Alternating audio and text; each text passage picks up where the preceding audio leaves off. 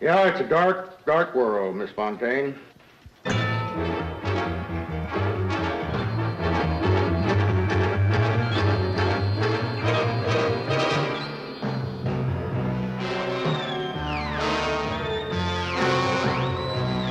Hello! Welcome back to my dark corner of this sick world. This week we have a title to be reckoned with. To all those who would meddle in the destinies of Frankenstein and Dracula will see an infernal bloodbath the likes of which has not swept the earth before. Oh yes. Clearly a film whose script was written well after the title, but who cares when you get to see a showdown between two of the most familiar faces in horror? Who the hell are they? The action opens in a cemetery, shifts swiftly to Venice Beach, and then on to Las Vegas. This film has all the focus of a channel-surfing 8-year-old with attention deficit disorder. But finally we hit plot. Ish. Well, after all, a girl needs the basic essentials. This is Judith Fontaine and... Hey. Oh. Her sister Joni has gone missing, and Judith's search takes her to Venice Beach, rendering the Las Vegas scenes entirely pointless. What you say is very true. Here we meet the least convincing hippie ever, Come on, let's get ready for the big protest tonight. the world's worst salesman, We want to buy a ticket. We want to buy a ticket. and Dr. DeRay, showman, Now, look here. scientist, and founder of KFC. What about the temperature? Have you tested it? And this is his sidekick. It's all right. Hey, I know that face. Regular viewers will recognise Lon Chaney Jr., patron saint of the shit horror movie. In his day, Chaney played both Dracula and Frankenstein's monster, as well as the Mummy, the Wolfman, the Electric Man, and many others too tedious to mention. But here, he's playing the mute Groton, and with only facial expressions, Chaney conveys a complex inner monologue. What am I doing in this film? What's happened to my life? So what's Groton's job for Dr. DeRay? If only I had a way to get the power I should have. Any particular reason? I am the first such experimenter to incorporate the horror of an actual decapitation with the later rejuvenation of a human body. Run that by me again. It's all clear now. I'm glad you think so. Still, it's attracted someone's attention. Dracula is one of the most portrayed characters in film history, but I think this is the only film to ignore that whole blood-sucking thing and see his true potential as a way of getting across other characters' backstory. Dr. Frankenstein, I know you were raised by the DeRay family. Before your crippling accident, were discredited by members of the medical institute because of your real family's background. Now you're talking! I don't see what Dracula gets out of this, or how he fits into the plot, and it would appear that the monster's been left in the oven for too long, but this is what we came to see! With Dracula's help, DeRay uses the monster to revenge himself on an old enemy, played by ultimate horror fan Forrest J. Ackerman, with all the acting skill you'd expect from a magazine publisher. Who are you? Dracula replies with all the acting skill you'd expect from a sat-nav. Turn here.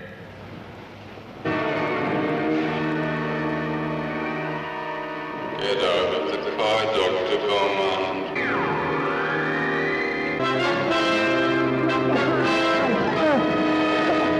Meanwhile, back at the other plot, Judith has teamed up with the world's oldest hippie.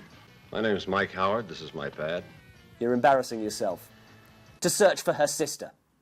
My sister visited your exhibit, and now she's missing. I have a picture of Joni.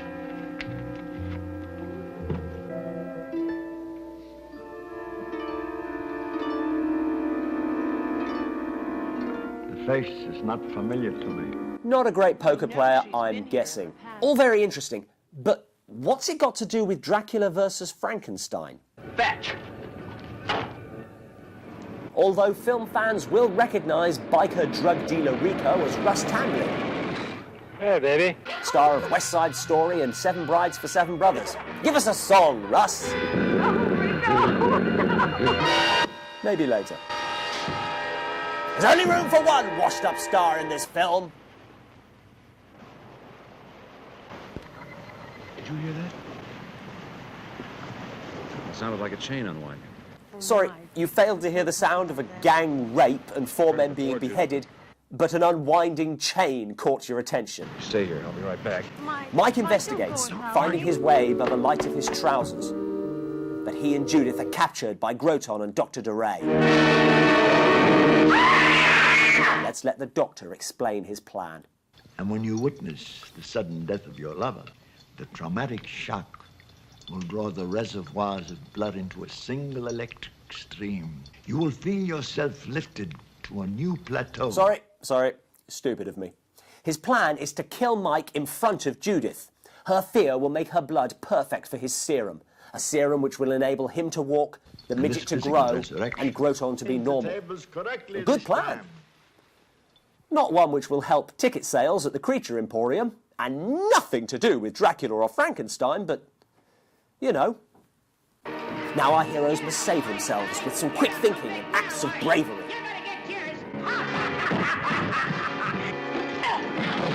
Or just trust to absurd luck. Have you had an accident at work? They've heard our friend Glasgow. They must all die. They must all die.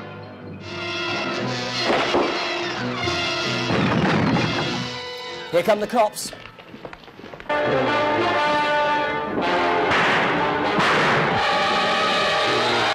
And Lon Chaney goes to join his career. Not sure what the significance of this is, but it's nice to know someone in this film drinks blood. Speak of the devil. Now, normally I don't like characters stopping mid-film to explain the plot. I'm afraid your quest for knowledge must end tonight. But at this point, with half the bad guys dead, the magic serum lost, and the missing sister largely forgotten, I'll take whatever explanation's going. Your fear will fully energize the molecular structure of your blood.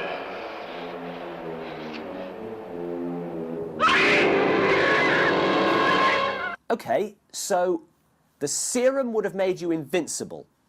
The more scared a person is, the better their blood is for the serum. And the theory is that being strangled by a reanimated Frankenstein's monster is scarier than being decapitated by the washed-up son of a silent film legend. I guess it's a judgment call, but I wouldn't have thought there was much in it.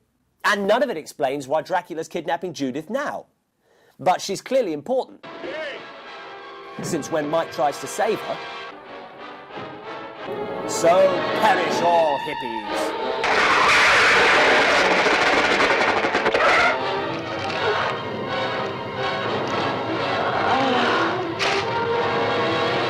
I'll miss him. I'm kidding.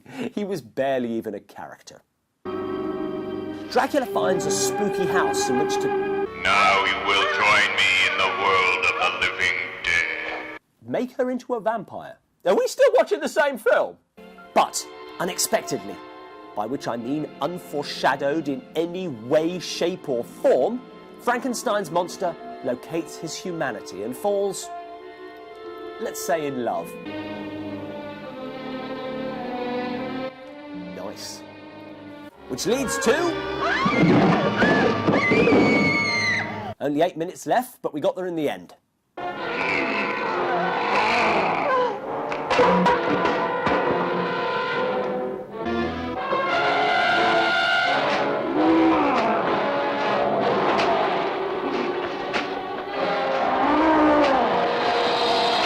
This is starting to remind me of a very specific scene from another film. Now stand aside, worthy adversary. 'Tis but a scratch. Your arm's off. No, it isn't. Well, what's that then? I've heard worse. You liar. Come on, you pansy. Victory is mine. Come on, then. You are indeed brave tonight, but the fight is mine. You've got no arms left. Just a flesh wound. I'm invincible. I'll bite your legs off. Well, not sure it was worth the wait. And with Dracula ripping off both the monster's arms and his head, kind of begs the question, what was Dracula scared of? Wasn't exactly a close-run thing. And now, of course, he's boned himself. Ooh, his makeup does not hold up in daylight.